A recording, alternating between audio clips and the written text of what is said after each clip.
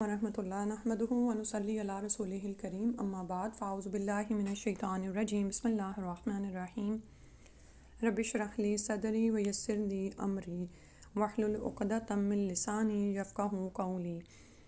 حج اور عمرہ کے مسائل میں آج صفحہ نمبر 185 سے انشاءاللہ شروع کرنا ہے۔ الحمدللہ عید کے بعد اب اور پورے رمضان کے بعد آج پہلی کلاس ہے۔ اللہ تعالیٰ سے دعا کرتے ہیں کہ 2-3 لیکچرز میں ہی پوری کتاب مکمل ہو جائے اور جو چیزیں رہ گئی ہیں وہ بھی ہم سمجھ لیں۔ اور یہاں سے جو ٹاپک شروع ہو رہا ہے وہ نہ صرف حاجیوں کے لیے بلکہ معتمرین یعنی جو عمرہ کرنے والے ہیں ان کے لیے بھی بنیادی اہمیت کا حامل ہے۔ پڑھتے ہیں حرمت مکہ المکرمہ، مسئلہ نمبر 367 ہے مکہ مکرمہ کی حرمت کے مسائل۔ شہر مکہ کو اللہ تعالیٰ نے زمین و آسمان کی پیدائش کے روز سے ہی قابل احترام بنایا ہے، یعنی جس دن سے زمین و آسمان بنے اللہ سبحانہ تعالیٰ نے اس کو احترام کا درجہ دیا۔ حرم مکہ کی حدود میں کسی جانور کا شکار کرنا، شکار کو ڈرانا یا اس کا پیچھا کرنا منع ہے۔ حرم مکہ میں از خود یعنی جو آپ خود اپنے آپ اگاتے ہیں اگنے والے درختوں، پودوں اور ہری گھاس کو کاٹنا منع ہے۔ عن ابن عباس رضی اللہ عنہما قال قال رسول اللہ صلی اللہ علیہ وسلم، عبداللہ بن عباس رضی اللہ عنہما کہتے ہیں کہ رسول اللہ صلی اللہ علیہ وآلہ وسلم نے فرمایا، یوم الفتح فتح مکہ تھا، فتح مکہ کے روز یعنی فتح مکہ کے روز، ان ھذا البلد حرمہ اللہ یوم خلق السماوات والارض فہو حرام بحرمت اللہ الی یوم القیامۃ، کہ بے شک اللہ تعالیٰ نے زمین و آسمان کی پیدائش کے دن سے ہی اس شہر کو محترم ٹھہرایا ہے اور وہ اللہ کی ٹھہرائی ہوئی حرمت سے قیامت تک محترم ہی رہے گا۔ وَإِنَّهُ لَمْ يَحِلَّ الْقِتَالُ فِيهِ لِأَحَدٍ قَبْلِي وَلَمْ يَحِلَّ لِي إِلَّا سَاعَةً مِّن نَّهَارٍ فَهُوَ حَرَامٌ بِحُرْمَةِ اللَّهِ إِلَى يَوْمِ الْقِيَامَةِ۔ مجھ سے پہلے کسی کے لیے اس شہر میں قتال حلال نہیں ہوا اور میرے لیے بھی دن کے ایک گھڑی بھر کے لیے حلال ہوا تھا، بس وہ اللہ تعالیٰ کی قائم کردہ حرمت کے تحت قیامت تک کے لیے قابل احترام شہر ہے۔ یہ ہم پیچھے بھی پڑھ رہے ہیں کہ اللہ کے رسول صلی اللہ علیہ وآلہ وسلم کے لیے صرف دن کی ایک گھڑی کے لیے مکہ مکرمہ کو حلال کیا گیا تھا۔ مطلب یہ کہ چونکہ فتح مکہ ہونا تھا اور مکہ کو جو کہ اللہ تعالیٰ کا شہر ہے، اللہ کے گھر کا شہر ہے، اس کو بتوں کی نجاست سے پاک کرنا تھا اور اس پر قبضہ کرنا تھا، تو رسول صلی اللہ علیہ وآلہ وسلم کے لیے اس کو دن کی ایک گھڑی کے لیے صرف حلال کیا گیا اور اس کے بعد اس کی حرمت ویسے ہی برقرار ہے جیسے کہ رسول صلی اللہ علیہ وآلہ وسلم سے پہلے یعنی فتح مکہ کے روز سے پہلے وہ برقرار تھی۔ اب اس میں کرنا کیا ہے، لا یعدد شوکہ ولا ینفر صیدہ ولا یلتقط لقطتہ الا من عرفہا ولا یختل خلاہا۔ اچھا، اب اس کی حرمت کی وجہ سے کیا کچھ کرنا ہے، اس میں از خود اگے ہوئے درخت کا کانٹا نہ توڑا جائے، نہ اس میں شکار کو بھگایا جائے، نہ اس میں گری بڑی چیز اٹھائی جائے۔ ہاں البتہ وہ اٹھا سکتا ہے جو اسے مالک تک پہنچائے، یعنی جس کو پتہ ہو کہ اس نے مالک کو یہاں دیکھا ہو اور وہ اس کو تک پہنچا سکے تو پھر وہ اٹھا سکتا ہے۔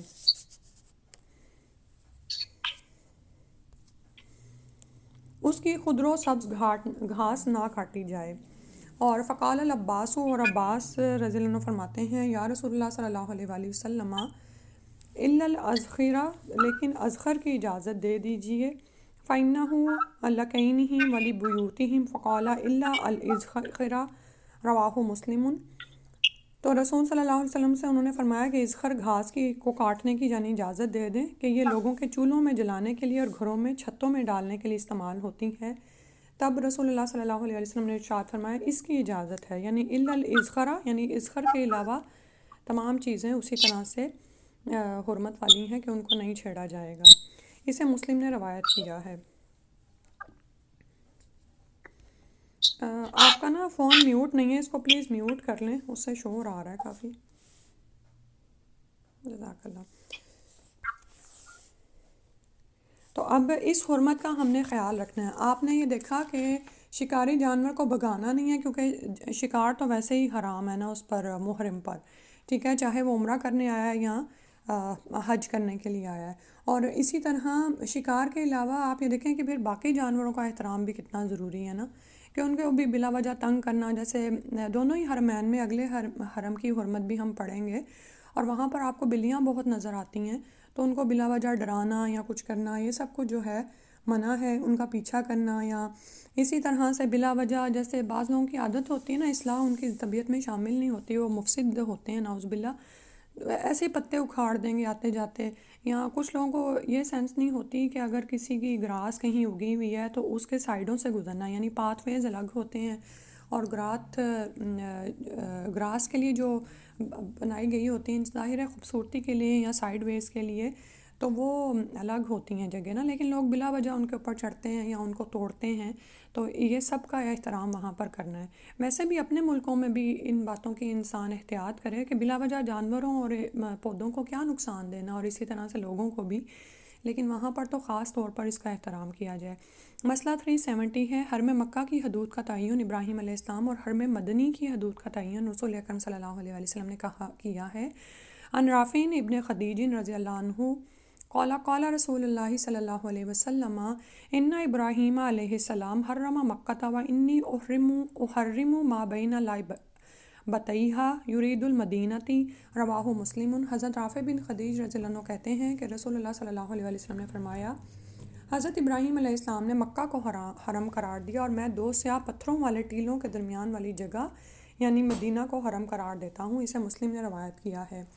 تو اللہ تعالیٰ کے حکم سے ابراہیم علیہ السلام نے حرم مکی کی جو حدود متعین فرمائیں وہ یہ ہیں، شمال کی طرف سے مکہ مکرمہ سے 4 میل یعنی تنیم تک جو میقات آپ پیچھے پڑھ رہے ہیں وہاں تک، مشرق کی طرف مکہ مکرمہ سے تقریباً 10 میل جو دوسرا میقات ہے جارانہ تک، شمال مشرق کی طرف سے مکہ مکرمہ سے تقریباً 9 میل یعنی وادی نخلہ تک، مغرب کی طرف مکہ مکرمہ سے 8 میل حدیبیہ یعنی نیا نام شمیسی تک۔ حکومت نے علامت کے طور پر چاروں سمتوں میں مذکورہ مقامات پر سفید ستون بنائے ہوئے ہیں، ٹھیک ہے۔ تو الحمدللہ یہ وہ میقات ہیں جہاں پر جن سے اگر آپ حج یا عمرہ کرنا چاہتے ہیں تو ان میقاتوں سے بغیر، یعنی حج تمتع جو کرنا چاہتا ہے تو ان میقاتوں سے بغیر احرام باندھے نہیں گزریں گے، اور اگر آپ زمین پر ہیں تو پھر تو یہ ستونوں سے ہی اور یہ سارا کچھ اس سے ہی پتہ چل جائے گا، لیکن اگر آپ پلین میں ہیں تو تب بھی آپ کو اطلاع مل جاتی ہے۔ اس کے بعد ہے مسئلہ 371، مکہ مکرمہ اللہ تعالیٰ اور اس کے رسول صلی اللہ علیہ وسلم کا محبوب ترین شہر ہے۔ ان عبداللہ ابن عدی ابن حمراء الزہری رضی اللہ عنہ قال رأیت رسول اللہ صلی اللہ علیہ وسلم واقفا علی الحزورۃ فقال واللہ انک لخیر ارض اللہ واحب ارض اللہ الی اللہ ولولا انی اخرجت منک ما خرجت، رواہ ترمذی۔ صحیح حدیث ہے۔ عبداللہ بن عدی حمراء زہری رضی اللہ عنہ کہتے ہیں کہ میں نے رسول اللہ صلی اللہ علیہ وسلم کو حزورہ کے اوپر کھڑے یہ فرماتے ہوئے دیکھا ہے، اللہ کی قسم ہے مکہ تو اللہ کی ساری زمین سے بہتر ہے اور اللہ کو سب سے زیادہ محبوب ہے، اگر میں یہاں سے نکالا نہ جاتا تو میں کبھی یہاں سے نہ نکلتا۔ تو یہ رسول صلی اللہ علیہ وسلم کی حرم مکہ سے محبت ظاہر کرتی ہے یہ حدیث، اسے ترمذی نے روایت کیا ہے۔ آپ جانتے ہیں کہ آپ صلی اللہ علیہ وسلم کو مجبوراً اس دیس کو چھوڑنا پڑا تھا، اور جب ان پر وحی نازل ہونا شروع ہوئی تھی اور راہب نے اس بات کی پیشین گوئی کی تھی تو وہ اس پر پریشان بھی ہوئے تھے کہ کیا میری قوم ہی مجھے نکال دے گی۔ اس کے بعد ہے عن ابن عباس رضی اللہ عنہ قال رسول اللہ صلی اللہ علیہ وآلہ وسلم لمکۃ ما اطیبک من بلد وحبک الی ولولا ان قومی اخرجونی منک ما سکنت غیرک، رواہ ترمذی۔ صحیح حدیث ہے۔ عبداللہ بن عباس رضی اللہ عنہ کہتے ہیں کہ رسول اللہ صلی اللہ علیہ وآلہ وسلم نے مکہ سے مخاطب ہو کر فرمایا، تو کیا ہی اچھا شہر ہے، مجھے کس قدر محبوب ہے، اور اگر میری قوم مجھے یہاں سے نہ نکالتی تو میں تیرے علاوہ کسی جگہ سکونت اختیار نہ کرتا۔ اسے ترمذی نے روایت کیا ہے۔ دجال مکہ اور مدینہ میں داخل نہیں ہو سکے گا۔ انس بن مالک رضی اللہ عنہ قال رسول اللہ صلی اللہ علیہ وسلم لیس من بلد الا سیطأہ الدجال الا مکہ والمدینہ ولیس نقب من انقابها الا علیہ الملائکۃ صافین تحرسها، رواہ مسلم۔ انس بن مالک رضی اللہ عنہ کہتے ہیں کہ رسول اللہ صلی اللہ علیہ وآلہ وسلم نے فرمایا، کوئی شہر ایسا نہیں ہے جس میں دجال کا گزر نہ ہوا سوائے مکہ اور مدینہ کے، یعنی وہاں پر وہ ضرور اس پر سے گزرے گا، وہاں پر دور کرے گا، اور مکہ مدینہ میں وہ نہیں داخل ہو سکے گا۔ ان کے تمام راستوں پر فرشتے صف در صف پہرا دے رہے ہیں۔ اسے مسلم نے روایت کیا ہے۔ مکہ مکرمہ میں بلا ضرورت ہتھیار لے کر چلنا منع ہے۔ ان جابر رضی اللہ عنہ قال سمعت رسول اللہ صلی اللہ علیہ وسلم صلی اللہ علیہ وآلہ وسلم لا يحل لأحد ان يحمل بمکۃ السلاح، رواہ مسلم۔ حضرت جابر رضی اللہ عنہ کہتے ہیں کہ میں نے نبی اکرم صلی اللہ علیہ وآلہ وسلم کو فرماتے ہوئے سنا ہے کہ کسی شخص کے لیے جائز نہیں کہ مکہ میں ہتھیار اٹھائے۔ اسے مسلم نے روایت کیا ہے۔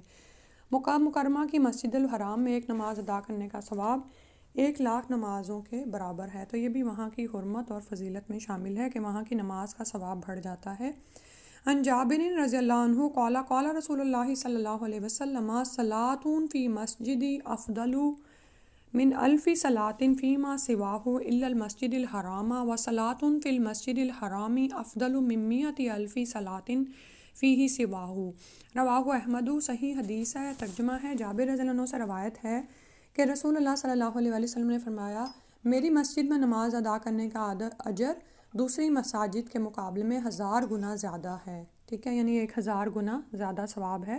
اور مسجد کا ذکر آ رہا ہے، یعنی کہ آپ مکہ پہنچے تو آپ کہیں کہ میں حرم میں ہوں تو نماز میری اس کا ثواب بڑھ گیا، بلکہ خاص طور پر میری مسجد کا فرمایا، یعنی مسجد نبوی جو کہ دوسرا حرم ہے، اس میں 1000 گنا زیادہ ہے، اور ظاہر جماعت کے ساتھ جو نماز وہاں ہوتی ہے، سوائے مسجد حرام کے۔ اور مسجد حرام میں ایک نماز کا ثواب دوسری مساجد کے مقابلے میں 1,00,000 گنا زیادہ ہے۔ اسے احمد نے روایت کیا ہے۔ اور آپ یہ دیکھیں کہ کیسا خوبصورت سما ہوتا ہے کہ ادھر تکبیر ہوتی ہے، ادھر ہر شخص کا صرف ایک ہی کام ہے کہ وہ حرم کی طرف جا رہا ہے۔ کوئی وضو بنا رہا ہے، کوئی چل رہا ہے، کوئی وہاں پر ذکر میں جا کے بیٹھ گیا ہے، کوئی مشغول ہے یعنی سب ایک ہی کام میں لگے ہوئے ہیں۔ کوئی ایسا نہیں ہے کہ جیسے ہم اپنے ملکوں میں دیکھتے ہیں کہ تکبیر ہوتی ہے لیکن اس کے باوجود بھی مصلین کم ہی ہوتے ہیں، لیکن وہاں پر یہی سما ہے کہ جو انسان پر اللہ سبحانہ تعالیٰ کی قدرت اور عظمت کی ہیبت بھی طاری کرتا ہے، اور یعنی دل پسیج سا جاتا ہے کہ کس طرح سے ہر شخص اللہ کے حضور جھکا ہوا ہے۔ تو اور اس کی ایک یہ بھی وجہ ہے کہ یہ فضیلت پانے کی ہر بندہ کوشش کرتا ہے کہ مسجد نبوی میں ایک نماز کا اجر 1000 گنا تک بڑھ جاتا ہے عام جگہوں پر نماز کے مقابل، اور مسجد حرام میں 1,00,000 گنا زیادہ بڑھ جاتا ہے۔ دنیا میں سب سے پہلے مکہ مکرمہ کی مسجد۔ اچھا، یہاں پر ایک بات کی وضاحت ضروری ہے کہ یہ اجر اور ثواب کی فضیلتیں جو ہیں نا، وہ ایک یعنی اجر اور ثواب تک ہی رہے، یعنی اس کا یہ مطلب نہیں کہ اگر مسجد حرام میں کسی نے نماز ادا کی ہے، یعنی حرم مکہ مکرمہ مسجد حرام میں، تو اس کی 1,00,000 نمازیں معاف ہو گئیں، یہ نہیں کہا جا رہا، بلکہ وہ جو نماز اس نے وہاں پڑھی ہے اس کے ثواب کو بتایا جا رہا ہے۔ دنیا میں سب سے پہلے مکہ مکرمہ کی مسجد الحرام کی تعمیر کی گئی۔ ان ابی ذر رضی اللہ عنہ قال قلت یا رسول اللہ صلی اللہ علیہ وسلم ایو مسجد وضع فی الارض اول قال المسجد الحرام قلت ثم ایو قال المسجد الاقصی قلت کم بینہما قال 40 سنۃ وانما ادرکتک الصلاۃ فصلی فہو مسجد، رواہ مسلم۔ ابو ذر رضی اللہ عنہ کہتے ہیں، میں نے عرض کیا یا رسول اللہ صلی اللہ علیہ وآلہ وسلم، زمین پر سب سے پہلے کون سی مسجد تعمیر کی گئی؟ آپ صلی اللہ علیہ وسلم نے ارشاد فرمایا مسجد حرام۔ میں نے عرض کیا اس کے بعد کون سی؟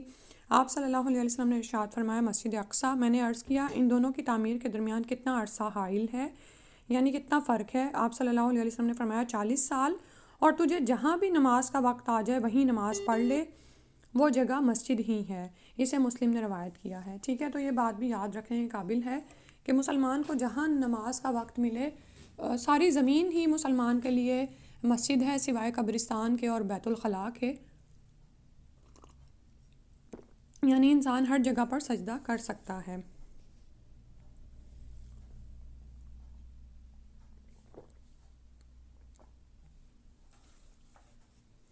آگے ہے مسئلہ 376، مکہ مکرمہ کی مسجد الحرام نماز کے ممنوع اوقات سے مستثنیٰ ہے۔ یہ بھی اہم چیز ہے جو باقی مساجد کی نسبت ایک استثنائی کیفیت ہے۔ ان جبیر ابن مطعم رضی اللہ عنہ ان النبی صلی اللہ علیہ وآلہ وسلم قال یا بنی عبد مناف لا تمنعوا احدن طاف بهذا البيت وصلى ایت ساعت شاء من لیل او نہار، رواہ الترمذی۔ صحیح حدیث ہے، جبیر بن مطعم رضی اللہ عنہ سے روایت ہے کہ نبی اکرم صلی اللہ علیہ وسلم نے فرمایا، اے بنو عبد مناف، بیت اللہ شریف کا طواف کرنے اور نماز پڑھنے سے کسی کو منع نہ کرو، خواہ دن اور رات کا کوئی سا وقت ہو۔ اسے ترمذی نے روایت کیا ہے۔ تو یہاں پر بھی ایک بڑی اہم چیز ہمارے سامنے آ رہی ہے، کیونکہ وہاں پر کیا ہوتا ہے کہ رش اتنا زیادہ ہے، آپ ابھی طواف کر کے فارغ ہوئے ہیں، اب اگر زوال کا وقت آ گیا ہے تو آپ سوچیں گے کہ میں اب نفل نہیں پڑھ سکتا۔ نہیں، وہاں پر ہر وقت آپ سب کام کر سکتے ہیں، ٹھیک ہے، نہ تو طواف رکتا ہے اور نہ ہی نماز رکتی ہے۔ الحمدللہ مکہ مکرمہ کی حرمت کے مسائل ہوئے۔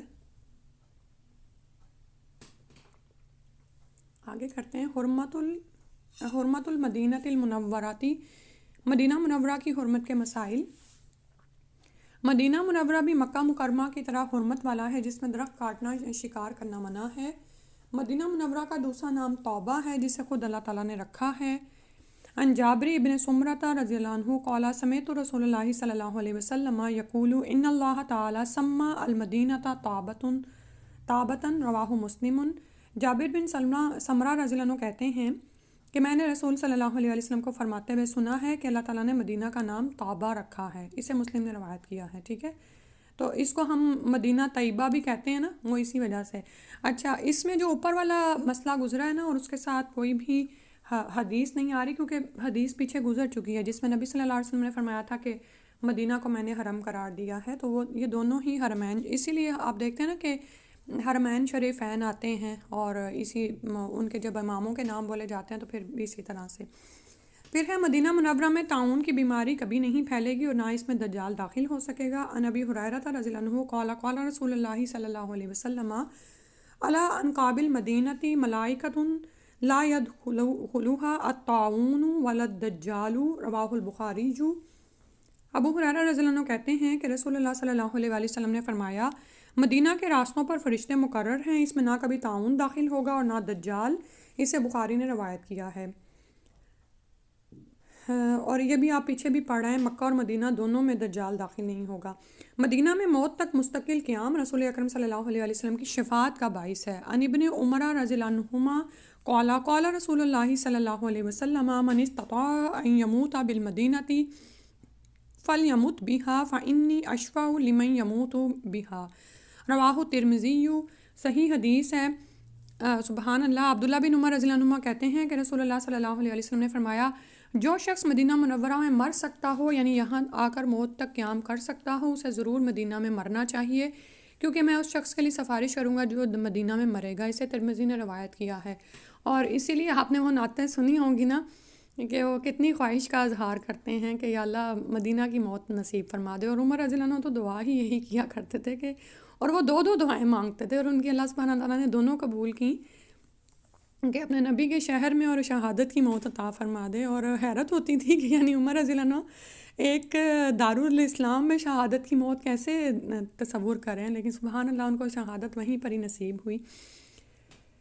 پھر ہے رسول اکرم صلی اللہ علیہ وسلم نے مدینہ کے لیے مکہ سے دگنی برکت کی دعا فرمائی۔ عن انس رضی اللہ عنہ عن النبی صلی اللہ علیہ وسلم قال اللہم اجعل بالمدینۃ ضعفی ما جعلت بمکۃ من البرکۃ، رواہ البخاری۔ انس رضی اللہ عنہ سے روایت ہے کہ نبی اکرم صلی اللہ علیہ وسلم نے فرمایا، یا اللہ مکہ کو تو نے جتنی برکت عطا فرمائی ہے، مدینہ کو اس سے دگنی برکت عطا فرمائی۔ سے بخاری نے روایت کیا ہے۔ یہ رات میں پڑھ رہی تھی تو میں اتنی حیران ہو رہی تھی کہ ہم نے کبھی سوچا ہی نہیں، ہم یوزلی یہی سمجھ رہے ہوتے ہیں کہ مکہ ہی برکتوں والا شہر ہے، لیکن واقعی جب آپ وہاں جاتے ہیں اور مدینہ کی ایک الگ سے ہی سکینت اور وہ سب کچھ محسوس کرتے ہیں، اس کے لوگوں میں، اس کے ایون جانوروں میں، اس کی بلیوں میں جو آپ انسیت اور پیار محبت محسوس کرتے ہیں، تو اور وہاں کی جو برکتیں ہیں وہ نبی صلی اللہ علیہ وسلم کی اس دعا ہی کی وجہ سے ہیں۔ پھر ہے مدینہ میں مصائب اور آزمائشوں پر صبر کرنے والوں کے لیے رسول اللہ صلی اللہ علیہ وسلم قیامت کے روز سفارش کریں گے۔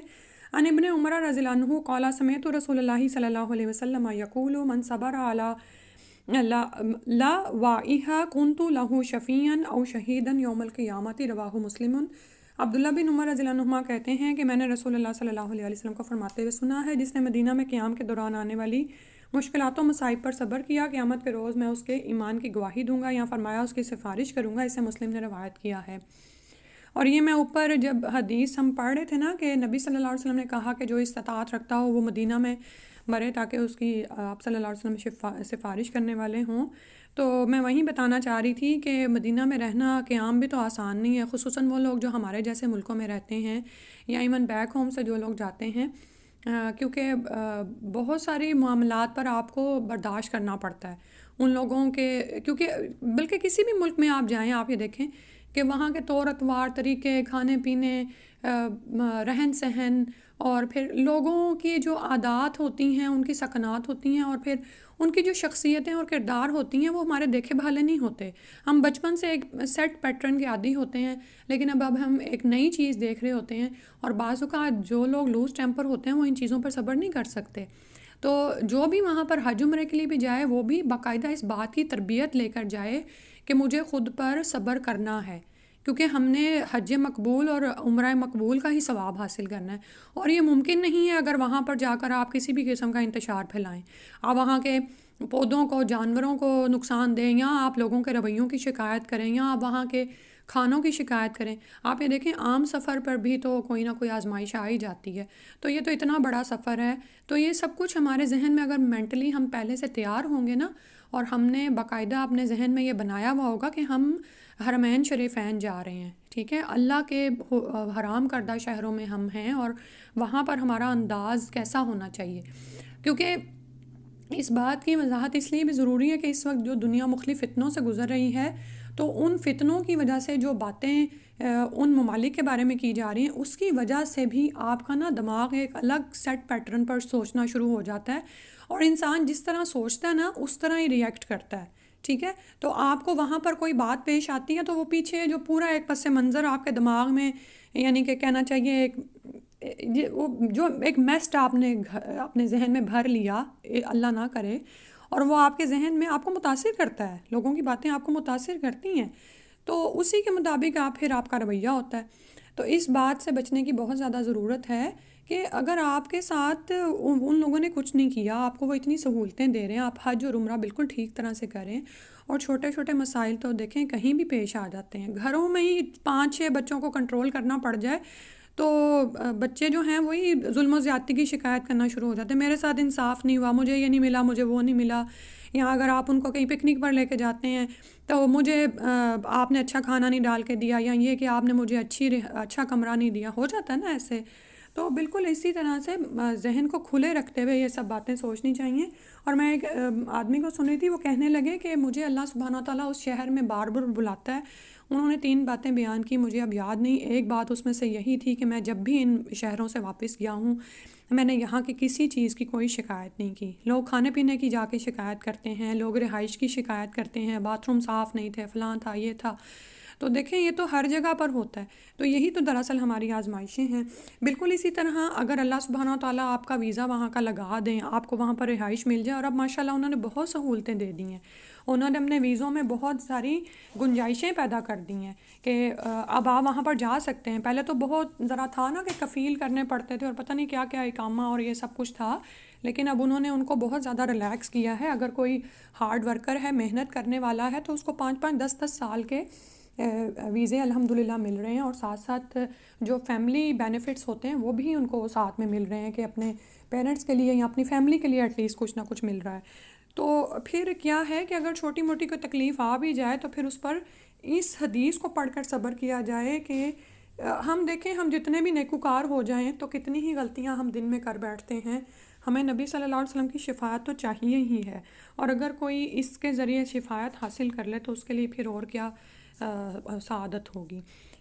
مدینہ منورہ میں قیامت تک اہل ایمان باقی رہیں گے۔ ان ابی ہریرہ رضی اللہ عنہ ان رسول اللہ صلی اللہ علیہ وسلم قال ان الایمان لیعرض الی المدینہ کما تعرض الحیۃ الی حجرها، رواہ البخاری۔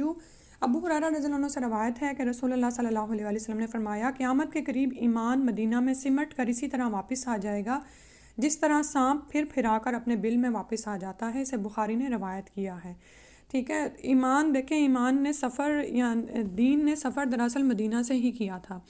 مکہ میں وحی کا نزول شروع ہوا اور احکامات صادر ہو رہے تھے، لیکن جو احکامات کا فرض ہونا ہے نماز کا، زکوٰۃ کا اور اس کے پورے شرائط اور ارکان کا، وہ مدینہ میں ہوا ہے۔ نماز مکہ میں بھی فرض تھی، لیکن دو فرض صبح، دو شام۔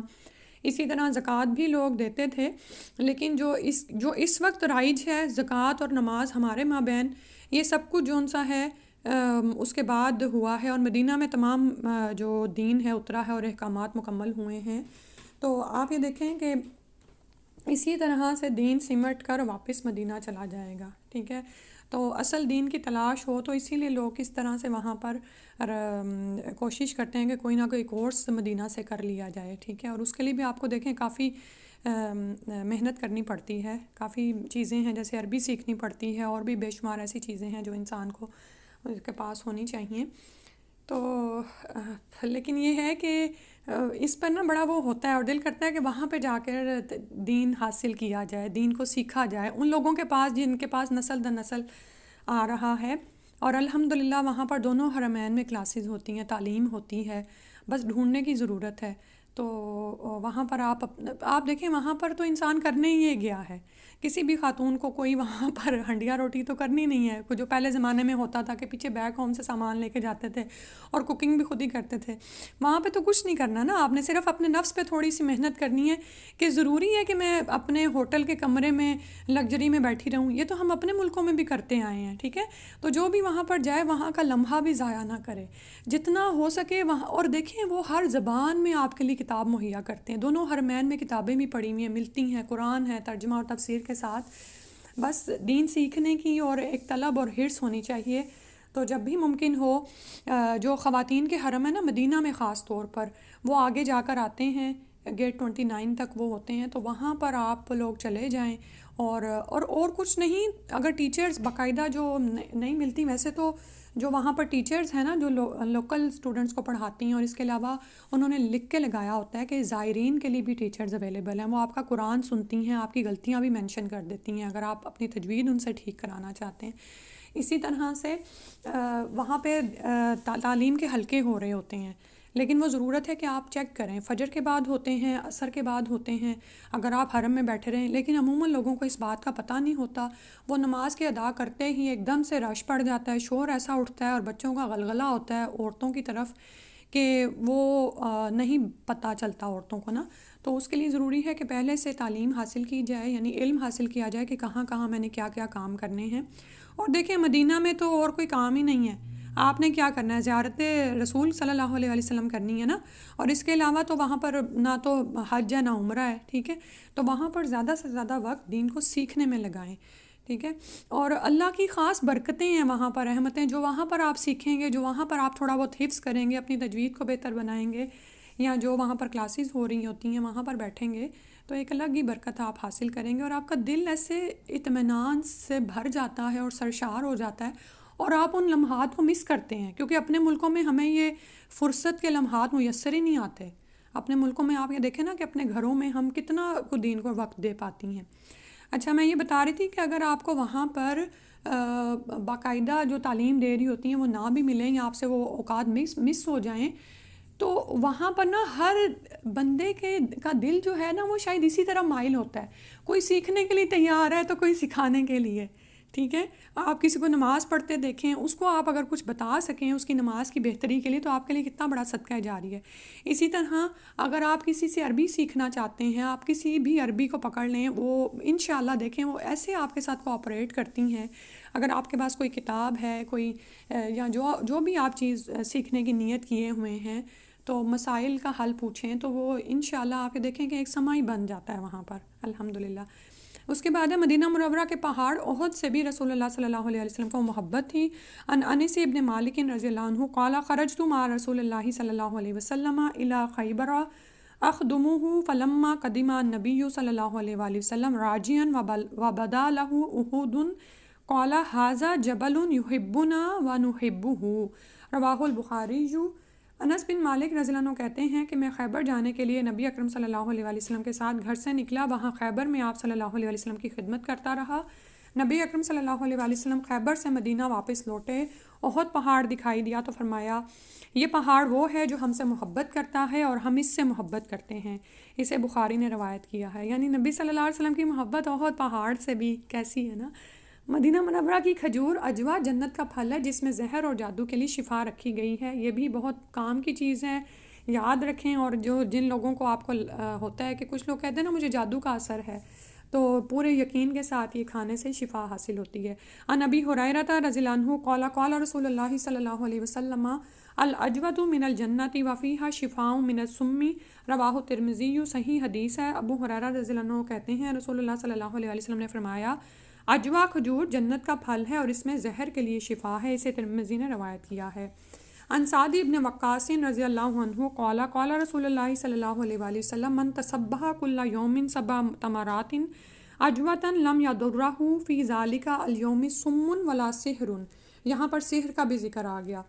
رواہ البخاری. سعد بن وقاص رضی اللہ عنہ کہتے ہیں رسول اللہ صلی اللہ علیہ وسلم نے فرمایا جو شخص ہر روز صبح کے وقت 7 عدد اجوا کھجوریں کھائے گا اس کو اس روز زہر اور جادو نقصان نہیں پہنچائے گا. اسے بخاری نے روایت کیا ہے. پھر ہے مدینہ منورہ میں داخل ہونے سے پہلے, اچھا یہ جو جس طرح بتایا گیا نا اسی طرح استعمال کی جائیں ہر روز صبح کے وقت, ٹھیک ہے, کیونکہ صبح کے وقت آپ کا پیٹ خالی ہوتا ہے, نہار منہ ہوتے ہیں آپ, اور آپ کے پیٹ میں ابھی باقی چیزیں نہیں ہوتی جس کی یعنی کہ انہضام میں پیٹ مصروف ہو, ٹھیک ہے. تو یہ جب یہ کھجوریں پیٹ میں جاتی ہیں تو وہ اپنا اچھی طرح سے ورک کر سکتی ہیں, ٹھیک ہے. مدینہ منورہ میں داخل ہونے سے پہلے وضو یا غسل کرنا سنت سے ثابت نہیں. مدینہ منورہ میں ننگے پاؤں داخل ہونا سنت سے ثابت نہیں. مدینہ منورہ کی عمارتیں نظر آنے پر مروجہ الفاظ جو لوگ پڑھتے ہیں کہ اللہم ھذا حرم نبیو کا, یہ پڑھنا سنت سے ثابت نہیں. لوگوں نے اپنے طور پر کچھ کہہ دیتے ہیں جو بھی, یا یہ کہ عزت کی وجہ سے کہ چونکہ نبی صلی اللہ علیہ وسلم اس شہر میں چلے تو ہم یہاں پر جوتے اتار کے چلیں, لیکن ایسا کوئی دین نے آپ پر کوئی پابندی نہیں لگائی ہے. اور اللہ سبحانہ تعالیٰ کے حکم کے مطابق انسان کو خود کو تکلیف میں مبتلا بھی نہیں کرنا چاہیے, کیونکہ ان حرمین میں آپ یہ دیکھیں کہ مسجد نبوی تو خیر پھر بھی, وہ مدینہ تو پھر بھی ذرا ٹھنڈا ہوتا ہے, بٹ سٹل وہاں پر بھی اتنی گرمی ہوتی ہے کہ اگر آپ ہوٹل سے ننگے پاؤں جا رہے ہیں تو ثواب کی بجائے آپ کیا حاصل کریں گے کہ جب آپ کے پاؤں میں آبلے پڑ جائیں اور آپ عبادت کے ہی قابل نہ رہیں اور نماز میں ہی کھڑے نہ ہو سکیں. تو اس لیے یہ لوگوں کو بتانا ضروری ہے کہ ایسا کچھ بھی سنت سے ثابت نہیں ہے.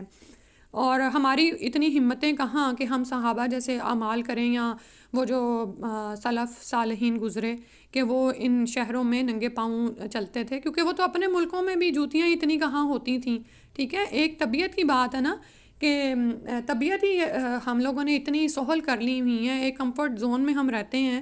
تو اگر ایسا شخص اگر بوٹ پہنتا ہے اپنے ملکوں میں اور وہاں پہ جا کے بالکل ہی ننگے پاؤں ہو جائے, تو ایسا کچھ بھی اللہ سبحانہ تعالیٰ نے ہم پر عائد نہیں کیا. کوئی بھی ایسی چیز نہ تو فرض ہے اور نہ ہی سنت ہے. جو محبت آپ کو رسول صلی اللہ علیہ وسلم سے ہے وہ آپ کے اپنے عمل سے نظر آنی چاہیے, یعنی سنتوں پر عمل پیرا ہونے سے. مدینہ منورہ میں داخل ہوتے وقت بسم اللہ وعلی ملت رسول اللہ ربی ادخلنی مدخل صدق واخرجنی مخرج صدق واجعلنی من لدنک سلطانا نصیرا, یہ بھی پڑھنا سنت سے ثابت نہیں, ٹھیک ہے. اور مسجد نبوی اور مسجد یعنی حرم میں داخل ہوتے ہوئے جو مساجد ہیں اس کی دعا ہے جس میں شروع میں بسم اللہ والا الصلاۃ والسلام علی رسول اللہ, ٹھیک ہے, اور اس میں بھی یا نہیں رسول اللہ کے یہ الفاظ آتے ہیں. اور یہ جو دعا ہے ربی ادخلنی مدخل صدق, یہ بھی کسی بھی شہر میں پڑھنے کے داخل ہونے کے لیے پڑھی جا سکتی ہے, لیکن خاص طور پر مدینہ کے لیے پڑھنا یہ سنت سے ثابت نہیں ہے. آج اگر آپ کہیں تو اگلا ٹاپک بھی کر لیں, میں نے آپ سے شیئر تو کیا ہوا ہے. شروع کرتے ہیں. اگلا ٹاپک ہے زیارت و مسجد نبی صلی اللہ علیہ وسلم, زیارت مسجد نبوی صلی اللہ علیہ وسلم کے مسائل. مسجد نبوی صلی اللہ علیہ وسلم کی زیارت کرنے اور اس میں نماز پڑھ کر زیادہ اجر و ثواب حاصل کرنے کی نیت سے مدینہ کا سفر کرنا مسنون ہے. عن ابی ہریرہ رضی اللہ عنہ یبلغ بہ النبی صلی اللہ علیہ وسلم لا تشد الرحال الا الى ثلاثۃ مساجد مسجد ھذا و مسجد الحرام و مسجد الاقصی رواہ مسلم. ابو ہریرہ رضی اللہ عنہ رسول اللہ صلی اللہ علیہ وسلم سے روایت کرتے ہیں 3 مساجد کے علاوہ کسی دوسری مسجد کا زیادہ ثواب حاصل کرنے کی نیت سے سفر اختیار نہ کیا جائے. اور وہ کون سی ہیں؟ پہلی ہے مسجد نبوی, دوسری مسجد حرام ہے, اور تیسری مسجد اقصی. اسے مسلم نے روایت کیا ہے. یعنی صرف 3 مساجد ہیں جن کے لیے کہا گیا ہے کہ ان کی طرف رخت سفر باندھا جائے، اسپیشل جایا جائے ان کی طرف، کیونکہ جب آپ ان کی طرف جائیں گے تو زیادہ ثواب حاصل ہوگا، ٹھیک ہے۔ اور اس میں ثواب ہم پڑھ رہے کہ مسجد اقصیٰ اور مسجد نبوی میں دونوں میں 1000 گنا زیادہ ہو جاتا ہے نماز کا ثواب، اور مسجد حرام میں، بیت اللہ حرام میں 1,00,000 نمازوں کے برابر، ٹھیک ہے۔ لیکن اس کے علاوہ جو لوگ کہتے ہیں نا کہ اچھا فلاں نئی مسجد بنی آج وہاں پر جاتے ہیں اور لمبا سفر کر کے جاتے ہیں، تو وہ یاد رکھیں کہ اس سے ان کو زیادہ ثواب حاصل نہیں ہوتا اور کہا بھی نہیں گیا۔ یعنی اتنی آپ یہ دیکھیں کہ بعض چیزیں ہم نے خود ساختہ اپنے اوپر نا عائد کر لیتے ہیں اور تنگی میں پڑھتے ہیں، ٹھیک ہے۔ جیسے جمعے کا ہی دن ہے، کسی بھی جامع مسجد میں جو آپ کی قریب کی آپ نماز پڑھ لیں، لیکن اگر آپ باقاعدہ کہیں وزٹ کر کے جائیں اور وہاں پر آپ صرف اس کو زیارت کے لیے کہ یہ مسجد بنی ہے، یہ دیکھنی ہے، اور اس میں آپ تنگی تکلیف اٹھائیں اور جب خطبہ ہو تو اس وقت آپ تھکے ہوئے ہوں، تو یہ سب کچھ جو ہے ہم پر عائد نہیں کیا گیا۔ اس کے بعد ہے مسجد نبوی صلی اللہ علیہ وآلہ وسلم میں نماز کا ثواب مسجد حرام کے علاوہ باقی تمام مساجد سے 1000 گنا زیادہ ہے۔ عن ابن عمر رضی اللہ عنہ عن النبی صلی اللہ علیہ وآلہ وسلم قال صلاۃ فی مسجدی ھذا افضل من 1000 صلاۃ فیما سواہ الا المسجد الحرام، رواہ مسلم۔ عبداللہ بن عمر رضی اللہ عنہما سے روایت ہے کہ رسول اللہ صلی اللہ علیہ وآلہ وسلم نے فرمایا، میری اس مسجد میں نماز کا ثواب باقی مساجد کے مقابلے میں 1000 گنا زیادہ ہے سوائے مسجد حرام کے، اسے مسلم نے روایت کیا ہے۔ مسجد نبوی صلی اللہ علیہ وسلم میں داخل ہوتے وقت اور نکلتے وقت عام مساجد کی دعا مانگنا مسنون ہے۔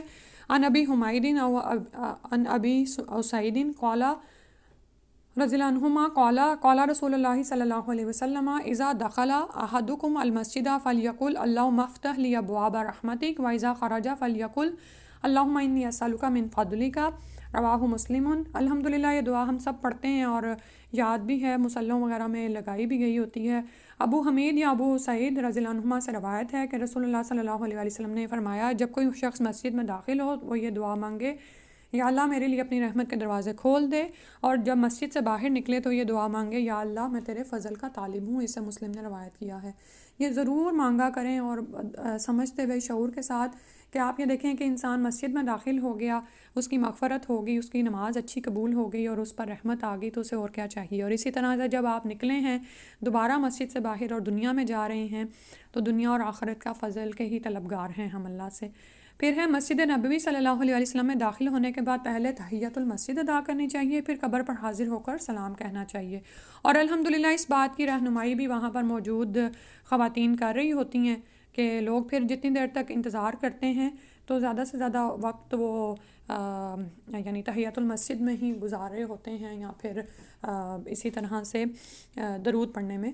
عن ابی قتادہ رضی اللہ عنہ قال دخلت المسجد ورسول اللہ صلی اللہ علیہ وسلم جالس بین ظہرانی الناس قال فجلست فقال رسول اللہ صلی اللہ علیہ وسلم ما منعک ان ترک رکعتین قبل ان تجلس قال فقلت یا رسول اللہ صلی اللہ علیہ وسلم رأیتک جالسا والناس جلوسا قال فاذا دخل احدکم المسجد فلا یجلس حتی یرکع رکعتین، رواہ مسلم۔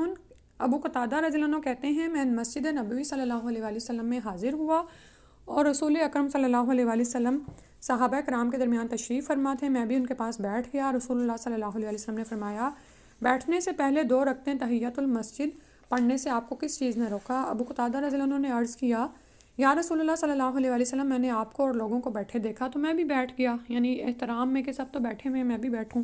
آپ صلی اللہ علیہ وسلم نے ارشاد فرمایا، جب کوئی شخص مسجد میں آئے تو اس وقت تک نہ بیٹھے جب تک 2 رکعت تحیۃ المسجد ادا نہ کر لے، اسے مسلم نے روایت کیا ہے۔ تو اپنی بات کی سند کے طور پر انہوں نے یہ حدیث یہاں پر بیان کی ہے۔ تو بالکل اسی طرح کہ جب ہم زیارت قبور پر جائیں، یعنی نبی صلی اللہ علیہ وسلم کی قبر پر حاضر ہو رہے ہیں، سلام پیش کر رہے ہیں یا صلات، تو یعنی یہ نہیں ہے کہ ان کے احترام میں ہم مسجد کی جو بنیادی چیز ہے جو تحیۃ المسجد ہے وہی بھول جائیں، کیونکہ وہ تو اس مسجد کا حق ہے اور مسجد والے کا یعنی اللہ کا حق پہلے ادا ہوگا کہ آپ۔ اور اسی طرح جمعہ کے خطبے میں اگر آپ کبھی لیٹ پہنچتے ہیں اور خطبہ شروع ہو چکا ہوتا ہے تو مختصر سی 2 رکعتیں ادا کر لیں، ٹھیک ہے، چاہے خطبہ شروع ہو گیا ہے یا لوگ کسی درس میں مشغول بھی ہو گئے ہیں تو آپ وہ 2 رکعتیں ادا کر لیں۔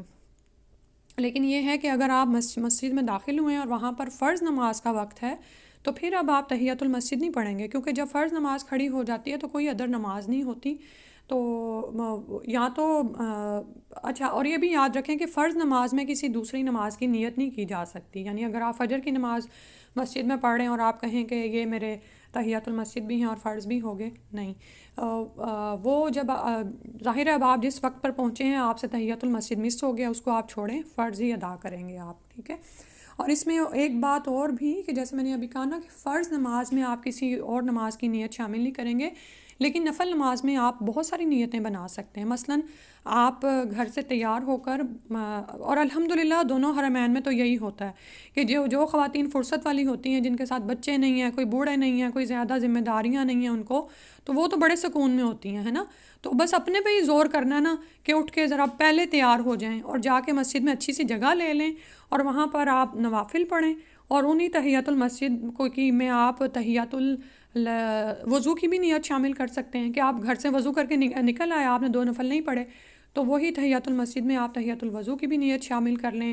اور اگر نماز سے اس فرض نماز سے پہلے جو 2 سنتے یا رکعتیں پڑھی جاتی ہیں اس کی بھی نیت آپ شامل کر سکتے ہیں.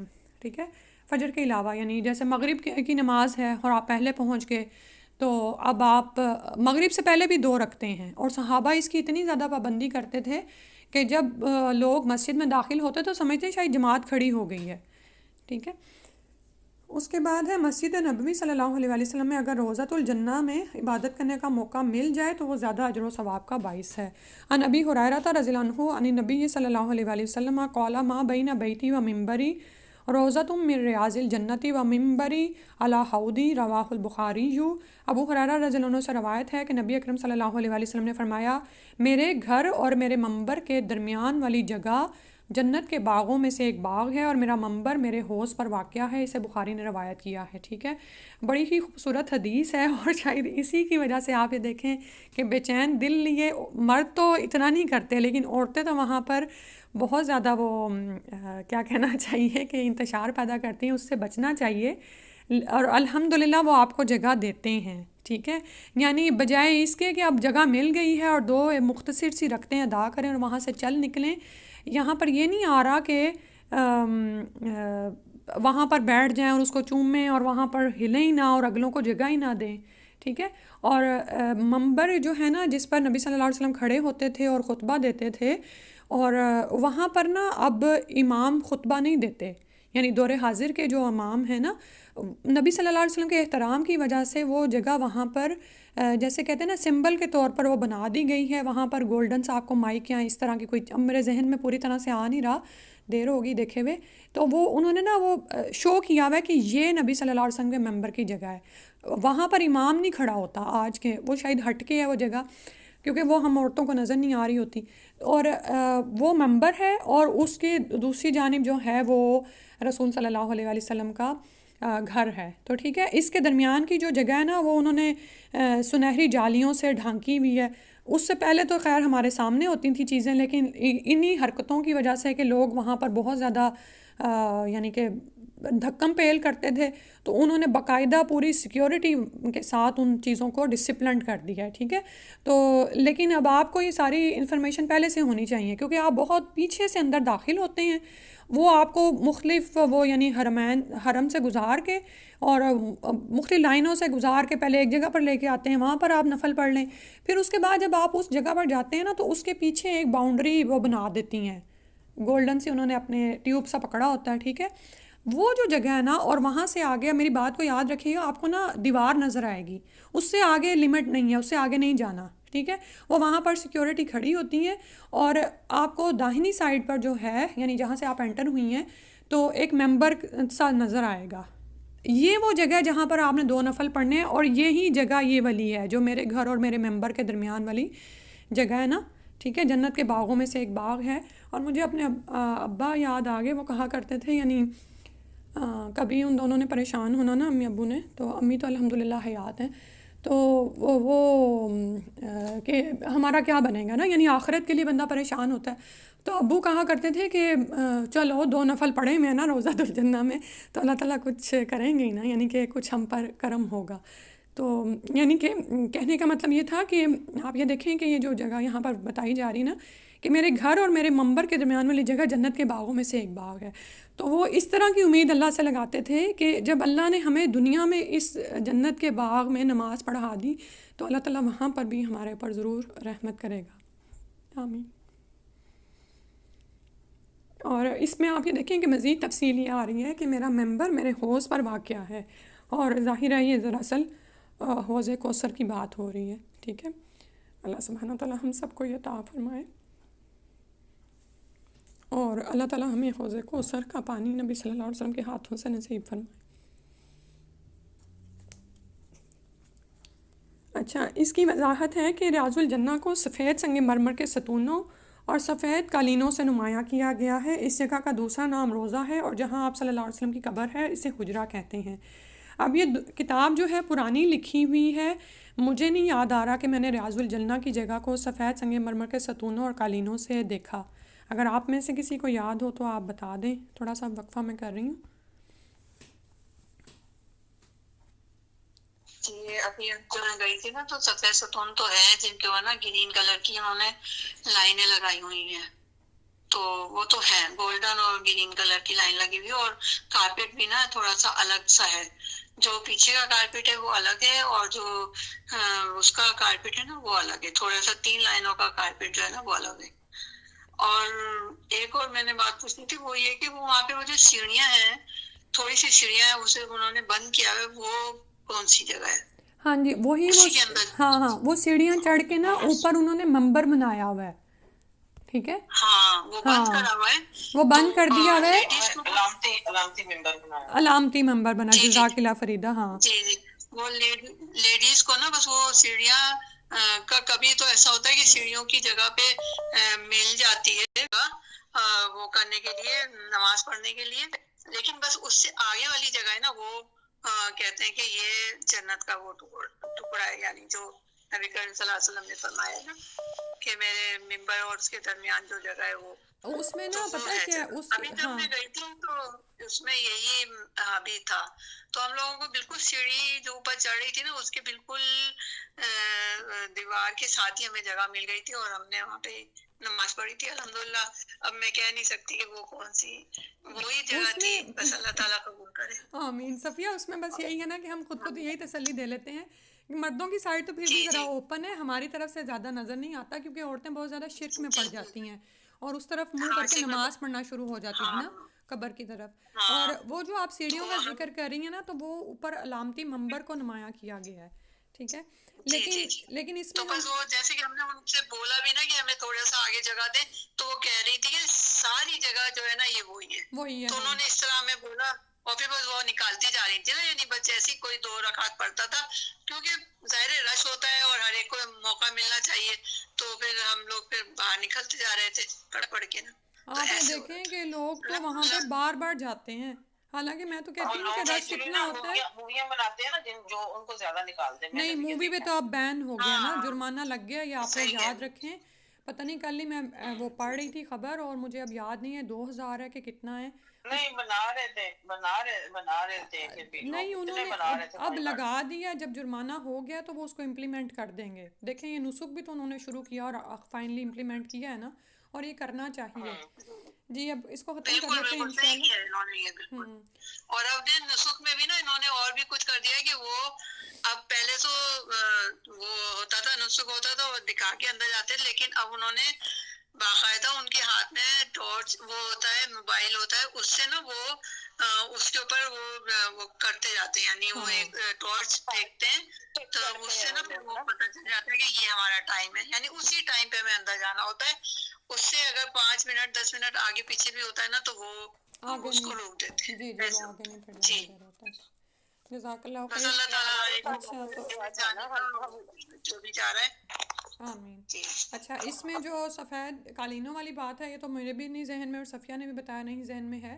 تو میں آپ کو نا اس لیے اس بات کو مینشن زیادہ کری تھی کہ میری اپنی بیٹی گئی تھی اور اس کو پتہ ہی نہیں تھا چلا کہ میں پہنچ گئی ہوں ممبر ریاض الجنہ پہ، کیونکہ وہی آپ والی بات کہ وہ حرم کی طرح ہی نظر آتی ہے. صرف وہ 3 لائنیں ہیں جو آپ نے بتایا، 3 صفحے ہی ہیں جن کو الگ سے ممتاز کیا گیا ہے. تو اس کے بعد وہ آپ کو باہر نکال دیتے ہیں. تو وہ اس کو باہر نکالنے لگے تو اس نے کہا میں نے تو پڑھا ہی نہیں. تو پھر انہوں نے کہا تھا یہ پھر، لیکن الحمدللہ وہ ریزسٹ کیا اس نے، اور اس کو پھر انہوں نے واپس بلایا ہے. تو پھر انہوں نے بلکہ اس کو زیادہ انفارم کیا کہ یہ جگہ ہیں، یہ ساری جگہ ہیں. میں نے کہا ماشاء اللہ، چلیں بھولنے کا کچھ تو، حالانکہ پیچھے سے بندہ دوسرے کو سمجھا کے بھیج رہا ہوتا ہے، لیکن چونکہ جب تک آپ خود نہیں وہاں پہنچو گے یہ تجربہ نہیں آپ کر سکتے. اور لوگ تو وہاں پہ پھر بار بار پرمٹ لے کے پہنچ رہے ہوتے ہیں. تو لیکن وہی بات جو آپ نے ابھی کہی ہے کہ اگر آپ کو یہاں پر جگہ نہ ملے ریاض الجنہ میں، تو ساری ہی مسجد کا جو وہ اجر ہے نا وہ وہی ہے. ٹھیک ہے، وہ پھر رسول صلی اللہ علیہ وسلم کی جو ہم نے پہلے حدیث پڑھی نا وہ یاد کر لیں. اور وہ اسی لیے سنائی گئی ہے، بتائی گئی ہے کہ انسان وہاں پر دھکم پیل نہ کرے. دیکھیں سیکیورٹی وہاں پر ہمارے ہی فائدے کے لیے کھڑی کی گئی ہے، اور ہمارے لیے ہی رولز بنائے گئے ہیں، ان کو فالو کیا جائے. وہ جو بات کہہ رہے ہوتے ہیں نا وہ سب کی بھلے کی ہوتی ہے. وہ صرف ایک آپ کے لیے نہیں اپنے اصولوں کو وہ کر سکتے کہ نہیں اس بندی کے لیے مجھے اپنے اصول بدلنے ہیں. تو اوور آل پورے وہاں کے لوگوں کی بہبود کو دیکھا کریں، بھلائی کو دیکھا کریں. آگے پڑھتے ہیں.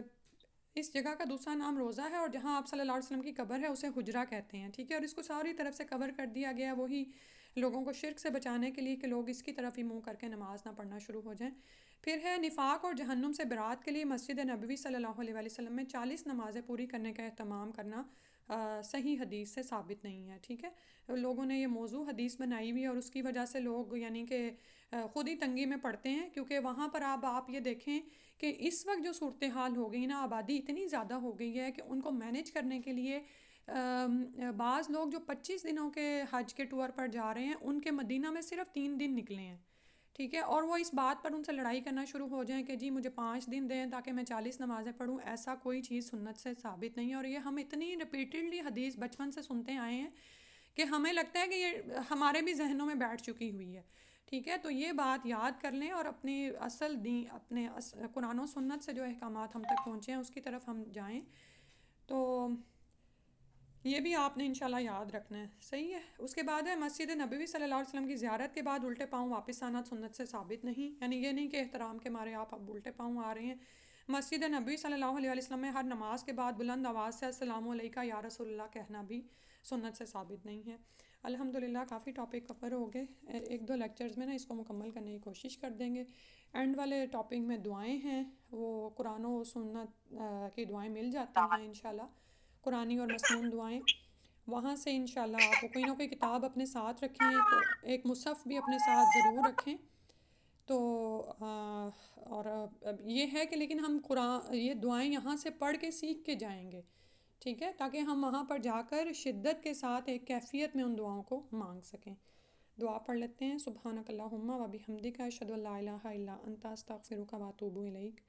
السلام علیکم ورحمۃ اللہ.